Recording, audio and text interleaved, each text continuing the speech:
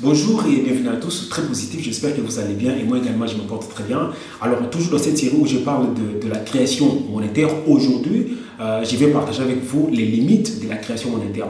Eh bien oui, le processus monétaire n'est pas sans fin, il n'est pas infini, il est buté à certains niveaux, à certaines limites qui sont d'ailleurs nombreuses.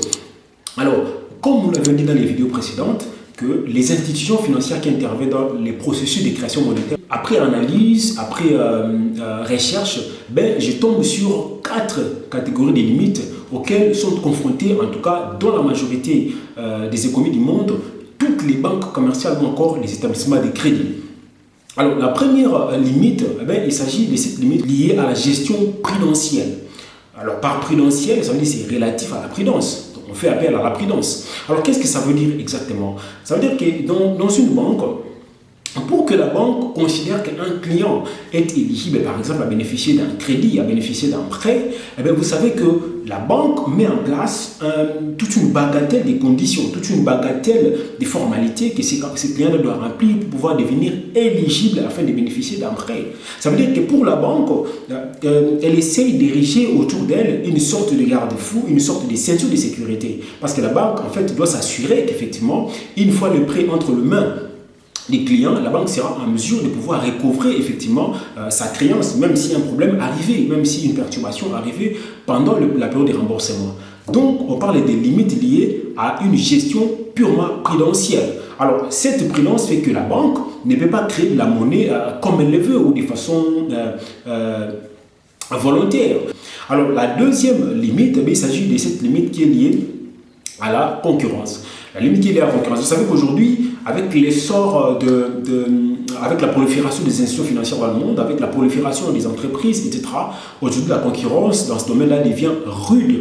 Alors, c'est fait que les banques ou les institutions financières qui réalisent beaucoup d'opérations, ne sont que celles qui disposent des parts de marché importantes.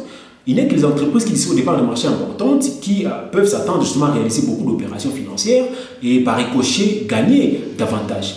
Et les entreprises qui n'ont pas suffisamment de parts de marché ne seront pas en mesure justement de pouvoir réaliser beaucoup d'opérations suite justement à la concurrence. Alors, les banques doivent maintenant, pour faire face à cette concurrence, disposer d'une véritable stratégie d'entreprise. Alors, je considère que la concurrence, c'est une limite à la création monétaire. Pourquoi? Mais parce que suite à cette concurrence-là, la banque n'est pas en mesure de réaliser beaucoup d'opérations financières qui vont nécessiter justement cette création monétaire. Il y a plutôt d'autres banques qui réalisent beaucoup d'opérations à sa place. Tout simplement parce qu'elle n'est pas en mesure de faire face à cette concurrence étant rude sur les marchés. La troisième limite, il s'agit de cette limite qui est réglementaire.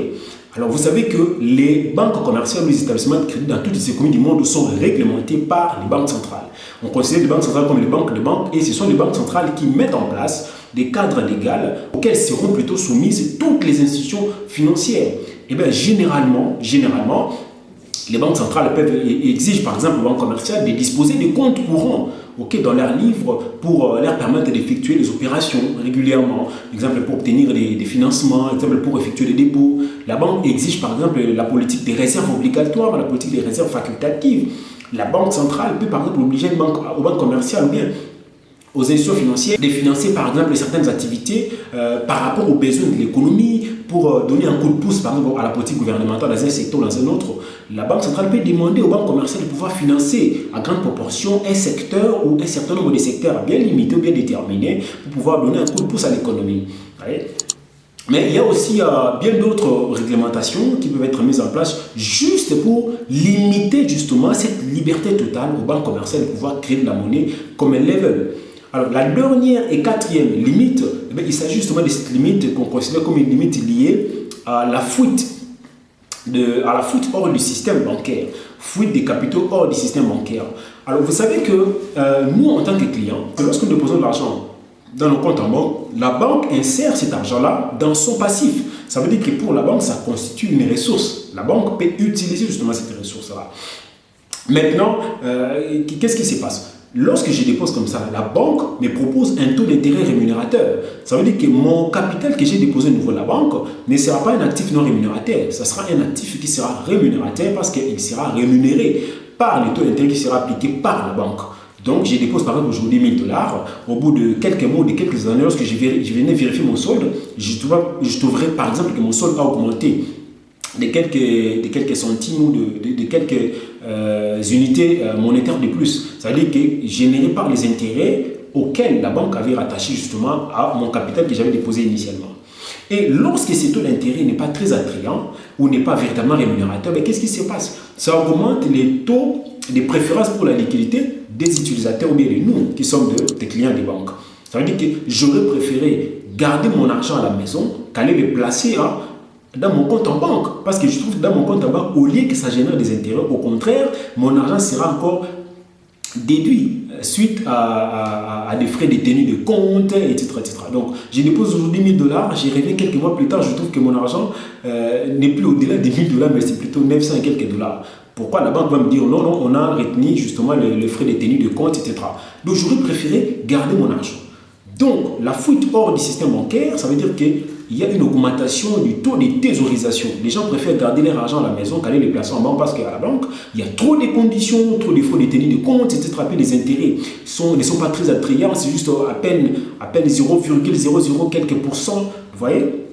Donc, tout ça, ce sont des limites, en tout cas que vous allez retrouver dans beaucoup d'économies du monde, à la création monétaire.